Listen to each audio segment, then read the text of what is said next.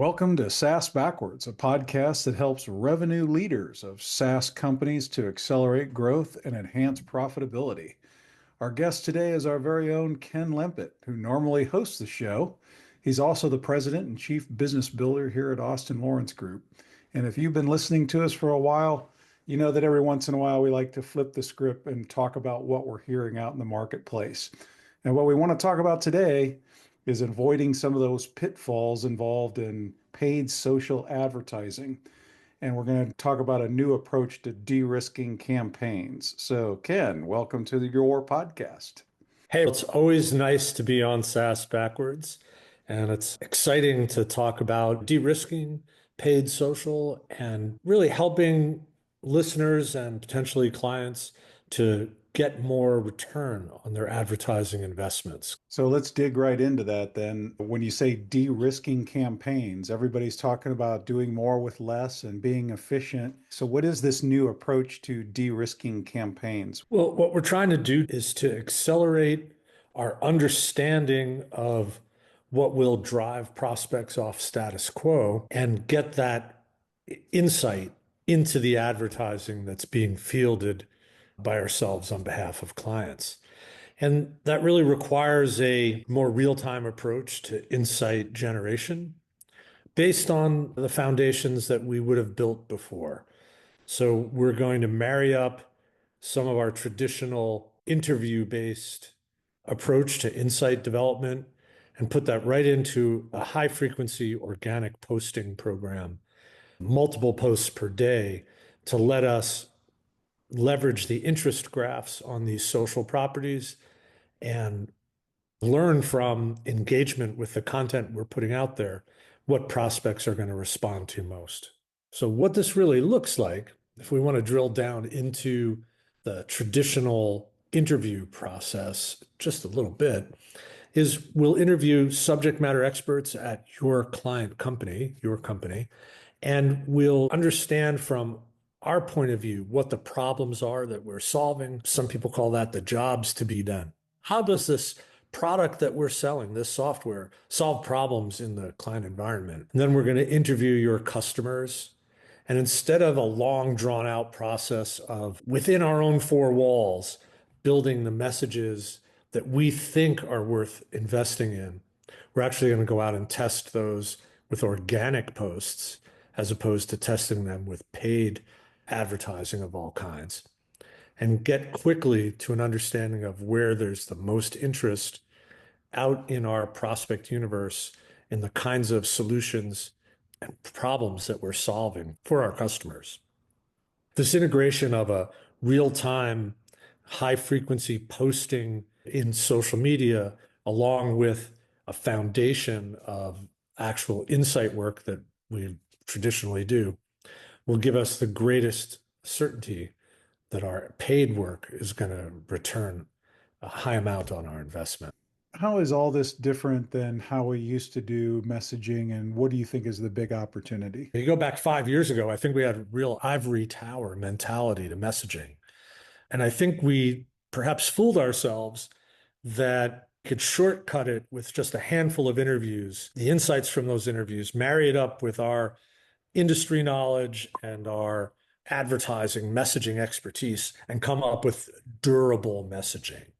And maybe that's the thing that really needs to be talked to, is that messaging isn't as durable as it used to be. So we would build a campaign and run it for a year, run it for 2 years, and it would work. And it was very simple. There's not the same durability. Things change so much today that we need a method that allows us to rapidly get the current environment so we can invest with confidence and continually monitor which messages are resonating. It's almost like this constant bubble up of which messages are working best. So we need to have systems, analytics, and people able to, in real time, monitor the progress and the changing fortunes of each of our creative exercises, each of our messaging exercises, because they're just not durable the way they used to be. Someone out there says, I've already interviewed customers and built personas and mapped customer journeys, but they still aren't happy with the results that are coming in either through website or advertising or whatever it is. What are they missing? Well, I think the interview portion has to really be focused on the jobs that these people are trying to do in their area of influence. Sometimes you're interviewing people that they're individual contributors, and that's what you're trying to learn about. Sometimes they're people that manage entire divisions or companies. So the interviews need to be consistent with the scope of the prospect, the decision maker or decision influencers that we need to reach. That often, I think, is a blind spot that we're interviewing people we're comfortable asking for the interview, not necessarily the people who are most likely to give us the insights we need to be more successful. After we do those interviews, though, we're not done. We can't build messaging in a vacuum, and we can't base our investment thesis on the answers from a handful of people. And I think this is the part that maybe it's easy to miss in this new model for validating the messaging work that we've started to do here. As we've done the interviews, we're starting to see trends, but we can't necessarily validate that our findings, our gut feel, our insight from our experience in the business is enough. So let's say that we've interviewed 16 or even 20 people to generate an initial thesis of what the messages and features and benefits might be that are most important. Well, now we have the chance to test that in real time in social media. So let's just make it specific and talk about LinkedIn. If we can post daily or more than once a day on LinkedIn and build our messages based on the findings from those, let's say 16 or 20 interviews, we can put our messages out there in front of hundreds, thousands, or even tens of thousands of people at no cost. That's, I think, the fundamental thing here is that we're not paying to get in front of those folks. We're posting those messages and we're then doing analytics against what starts to get some take up in the live real world of social media. In our own case here at Austin Lawrence, Jason, you're posting every day, multiple times a day, across things that we think are important to us, whether it's revenue generation, is it your advertising investments not being aligned correctly, the things we think are important to our revenue leader prospects. And we're getting really good data. And it's up to us to decide how can we convert on that as an opportunity. But it's pretty clear to me that question has a high degree of resonance among the people that we would like to influence. So we could take that to the next step. Let's say we're doing organization design consulting for our clients, SaaS business model consulting. That'd certainly be a place where we might be able to do some paid promotion and build on the learnings that we have just from the last week or two. What we're advocating here is to build multiple iterations and variations of messages that you think might be important, source them from your interviews that you're going to do in a marketing research motion, and you have to take the insights in real time where you can get them and put them right out into your organic and keep iterating on that.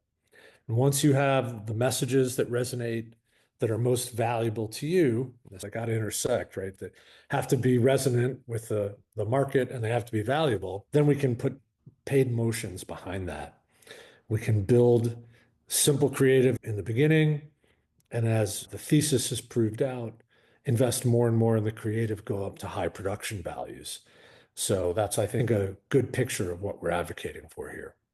Yeah, it's always interesting, different content pieces that I think are going to do well and don't kind of fall flat. And then something that I do is almost an afterthought goes viral. So you just never know. It's just a matter of throwing stuff out there and seeing based on what you already know about your client base. So you mentioned also driving somebody off their status quo. And I think that's worth talking about because, like, how do you do that? Most of the messaging that I see on websites, advertisements, content, it really doesn't do that at all. And so no amount of testing is going to help you if your messaging isn't stopping somebody in their tracks to get them to pay attention. And I think in B2B complex sale environments, to drive somebody off their status quo, we've got to get agreement on a problem, right? So talk a little bit more about how you do that in the messaging and through the interviews. Once you have the interviews, how do you pull that together into messaging that you can test that's going to drive people off their status quo? Well, I think there's two components to advertising that have to be mastered. And a long time ago, our tagline used to be the art and science of business marketing. And there's both an art and a science to what we're talking about here. And what we were trying to communicate there is that we have to understand people at a deep level, and we have to have experience building the kinds of communications that are going to motivate people to take some initial action, to stop them and cause them to think about what it is they're doing and what they might be able to do better. And that really takes experience, insight, writing ability. You have to have some imagination that is strengthened over time through experience, through putting ideas out there and having them responded to. The science is, how do we measure these things? How do we build an audience that we can stimulate with our messages and then measure their response to what we're doing? The answer to, I think, the question is we have to marry both this deep experience, capability to write, with good sensing tools, good audience design, and good sensing tools. We need to be able to measure the impact of our paid and organic content and interpret those results and come up with what is going to move people. And if you want to visualize it for yourself, if you're listening to the podcast and you're trying to visualize what I'm talking about, we're all exposed to hundreds and hundreds of advertising messages a day. And I think the best ones to understand this through are billboards. And as you drive along today, tomorrow, next day, take a look at billboards that come across your screen. If you ride public transportation, plenty of opportunities to see billboard writing. The copywriting on billboards, you're trying to make your point in 6 to 8 or 9 words. And if you focus on the writing of those headlines and the lack of anything else, because there really should be almost nothing else, that'll tell you what you need to know about writing for social media advertising, social media organic content. It needs to be very short, very pithy, very challenging in a non-confrontational way, but in a challenging your assumptions kind of way, or tickle your funny bone. But you got to stop someone and make them think. And we certainly have some great examples of that. So now we've really been doing a lot of this work with our clients recently. Do you want to talk about the recent use case with one of our clients of how we're looking at this? One of our clients hired us about 7 months ago when they were really struggling with their advertising. This is a company that spends a little more than $1 million a year in paid space. And they had a number of problems that kind of all needed to be fixed rapidly to really save their year. They noticed that the number of inquiries that they were getting was going down and their quality of inquiry was deteriorating quickly as well. So the vast majority of this client's spend is in paid search. And what we needed to do was revamp the paid search campaigns, which had many overlapping campaigns that were targeting the same keywords, which made it very difficult for us to understand which keywords and creatives were performing best. Not only were the keywords that they were paying for overlapping, but often the creatives were. So it was very difficult to understand what this $30,000 or $40,000 a month investment was doing. Because of the nature of their business, which is an insurance product, they were also getting a lot of spam inquiries. And this had to do with, in no small part, time of day that they were allowing ads to run. So it turned out by reducing the overnight advertising spend to near zero, we cut out most of the spam form entries that they were getting. But perhaps the most important thing we've done and that's playing out really right now, is we're leveraging the CEO of the company as our spokesperson, who was already doing one or two posts a month on LinkedIn and Instagram, into a daily activity where he's working against our most important prospect segments and testing different messages for each of those segments. And we were able to do some analysis of who are the high value prospects for them. And a lot of times we have an ICP and we cut it by just firmographic. What size company are they? What else are they doing technology wise if we're a tech vendor? What their revenues are, where they are, how many locations, things like that. But we're not looking necessarily at their responsiveness. And we try and get at responsiveness through intent tools. And I think the first party and second party intent are highly valuable here. So, first party intent being what happens on our own internet properties, the things we can measure. Second party intent, things like Trust Radius or G2, who can provide us with their true search and content consumption data, and as well going even further beyond that to serving up leads to us if we pay for them. So we can take first and second party intent data and then marry that up with what we learn in the real world on social media. Kind of funny calling that real world. But if we measure what occurs in social media against what we see from first and second party sources, we can actually make more people that look like those inquiries that come across in our first and second party intent. So what we're trying to do is take all these sources of information, whether it's our organic posts, our paid advertising on social, the other ways that we generate insight from our own properties or again, other paid means like a Trust Radius. How can we build an audience that's closer and closer to the ideal? An ideal customer profile is one thing, but the ideal real world audience, I think, is what we're really trying to get to. And we're trying to get them with messages that they're going to most respond to. And I think that's the holy grail here. We're trying to take all of this stuff and put it together. Where we started in the podcast today, this idea of marrying traditional messaging development with what we can sense in social media can be augmented even further by taking these other sources of information. And that's going to create quite an efficiency in the end for any advertiser that really integrates all of these sources of insight. What type of advertising do you find is working right now on LinkedIn? I think it's really important to match the media to the kind of behavior that can be expected. LinkedIn is not an intent channel.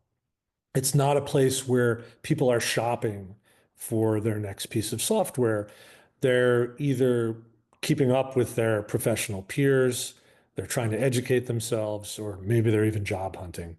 So we have to look at that environment for what it is. And assuming that people are doing any of those things, they're going to be most interested in educating themselves, it's edification more than searching for a solution. So as advertisers, we have to put content and experiences up that are going to match the expectations of that audience. It's not to say that we can't do some form of demand generation on LinkedIn, but it's a lot harder to do the same job we might do on Google Ads on LinkedIn. So best materials would be true thought leadership, research-based white papers, or subject matter experts providing real added value that's going to help people do their jobs better or move to the next job more confidently, experiences that they're going to want to participate in. So you might be pushing out virtual events or live events on LinkedIn. Those are the things we find doing the best. Anytime we try and really get people to sign up for a demo on LinkedIn, that's pretty hard slog. That's just not where it's at.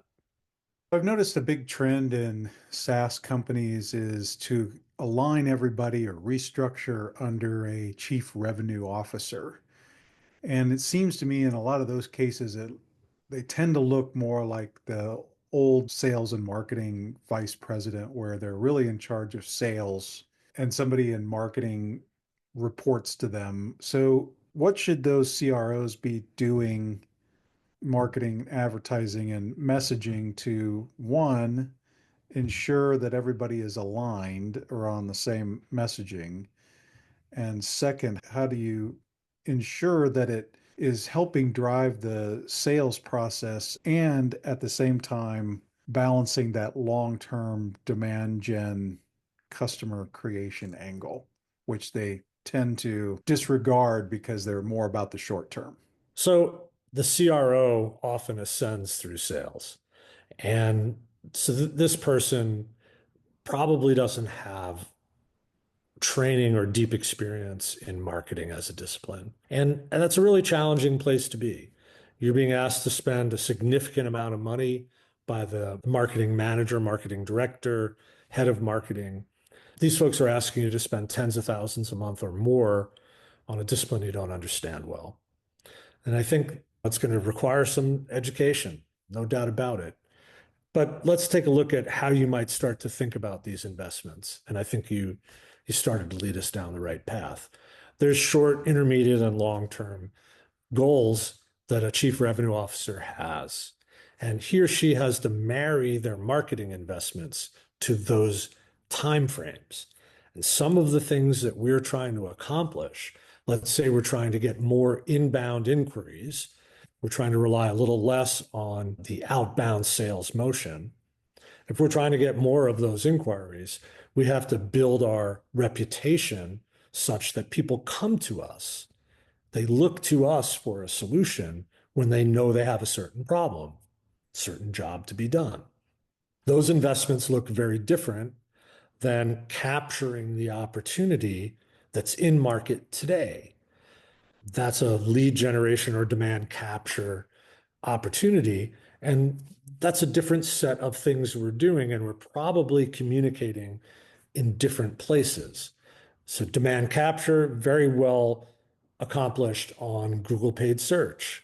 I'm looking for accounting software. Best accounting software for manufacturers might be a query that somebody makes on Google if they're a small to mid-sized manufacturer looking for accounting software.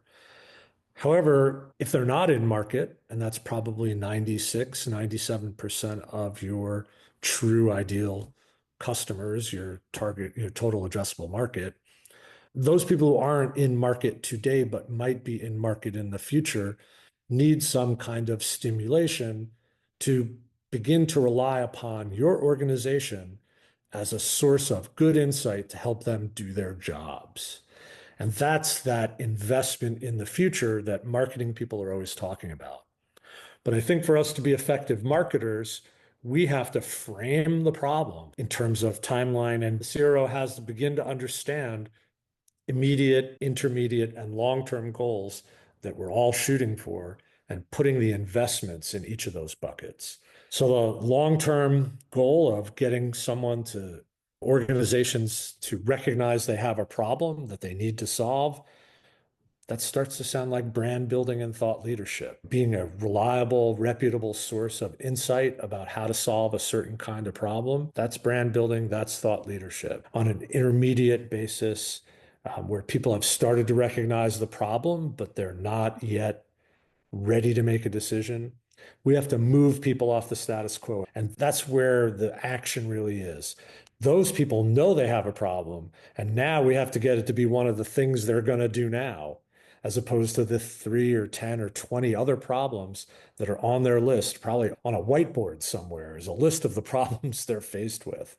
And we have to move people up, move our solution up into the top 2 or 3 that they're going to work on. And that's the whole business right there. Almost anybody can place ads on Google for buy something today, right? Accounting software for manufacturers. It's not so super hard to do brand building for the future, though it requires great writing, great thinking. But the action really is taking the 40 to 60% of your TAM that knows they have a problem but hasn't moved on it to go to a decision-making cycle. And that's where we start working with things like prospect theory, getting people to realize what they're missing. not the return on investment. That's a reflex action in B2B marketers, but the cost of inaction, I think, is the secret sauce here that a lot of people miss. So from now on, when you guys see advertising that's talking return on investment, start looking for the alternative to that. What is being missed? The lost revenue, the lost sales, the lost opportunities. People hate to miss out on things. We talk about the ones that got away much more than the ones we got. So I think that's where the action really is for marketers. Talk timeline to your CRO and then focus on that middle field after you've made good on the people who are shopping, which again is 3 to 5% at most of your market. Let's talk about also what it's going to take to fix inbound today. And I'm defining inbound as attracting the people that agree that this is a problem and start digging into the website. Maybe they're easier to close. I'm not defining it in an SEO context because I think that's largely falling apart. But in short, it used to be much easier to attract, nurture, and book appointments based on content and engagement. And today, there's so much noise around all those things, including email, that it's just not working as well. And sellers have had to really slog it out on the outbound front. How do we fix inbound today? I think that's a great question. And I think it is a new inbound. It's not the SEO driven inbound. We're often paying for the privilege at this point. And what does that look like? I think we have to be where our prospects are. Our prospects are, especially from my perspective, getting younger and younger. And those folks are on review sites. They use reviews for everything they purchase. Any considered purchase from a dinner on up, they're looking at review sites. So if you're not active on G2, Capterra, Trust Radius, Software Advice, you're missing a gigantic opportunity to get leads in the pipeline, people that are in a shopping motion. And when we talk about this inbound, we're talking about people who are shopping, right? They're out there looking for a solution to a known problem. So we have to be where they are. That's really important, is these review sites. Another place that they congregate, and it's different for each vertical market, but often we're going to find these people on Reddit. We need to communicate with them organically on Reddit where appropriate, and we should definitely be advertising on Reddit if there are subreddits or forums where they're congregating and talking about the kinds of problems we solve. So for one of our clients called TVI's, a broadcast media monitoring solution, they're active on the public relations subreddit. Makes a lot of sense. So we need to be where our prospects are. And a great tool to understand that would be Rand Fishkin's SparkToro. If you want to know where your prospects are hanging out, that's probably one of the best tools to get very quickly to where are the most likely places to find the people that care about what we sell. We need to be doing paid search against likely keywords for our solution, driving people to good experiences that help them educate themselves as to why they might want to dig deeper. Going right for the jugular, going right for the demo is probably a mistake for most of today's buyers. They know how to get to the button that says schedule a demo. So we want to make sure we're educating people on our web properties, on the landing pages we drive them to. We want to make sure we're educating them before we go for the demo. And I think that's hard for people to do, the reflex action. When you look at most web properties, the schedule a demo CTA is everywhere on these websites. It's almost like a rash. There's buttons everywhere. I always like to say that's indicative of we're trying to control the sales process where we are losing control all the time. So we're trying to create a lead out of everything, and the buyer just isn't having it. That's exactly right. And the research from our friends at Trust Radius bears it out over the last few years. They even call the subject of the research the buyer-seller disconnect. You need to be thinking about what does the buyer want to experience as they're trying to decide which 2 or 3 solutions to get serious with. It's truly like a intentional dating scenario. When you're serious about dating, you want to go get married, you focus on a few things that are important to you, and you want to make sure all the candidates have those things that you're most interested in. And I think in the case of the software as a service market, we have to think that way.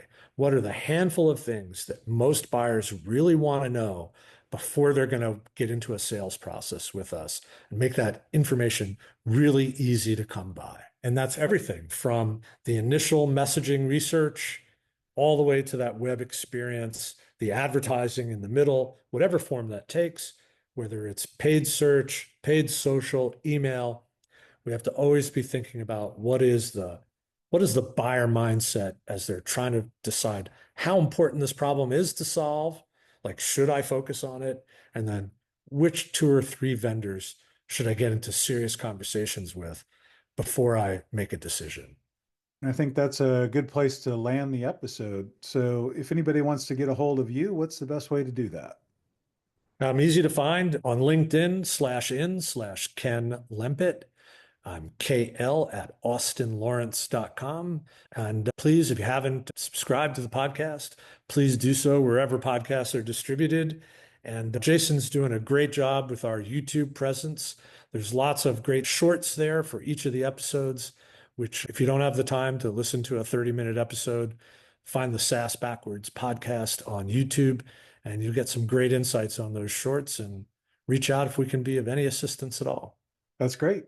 And if you'd like some help figuring out how to optimize your messaging for today's buyer, take us up on a free offer to do a marketing and messaging review. We're going to look at your website messaging, content, and advertising, give you some ideas on how you can maximize those SQL conversions. So just reach out to me at jm@austinlawrence.com. Ken, thanks for joining us today. Always insightful. Thank you, Jason, for driving another great episode.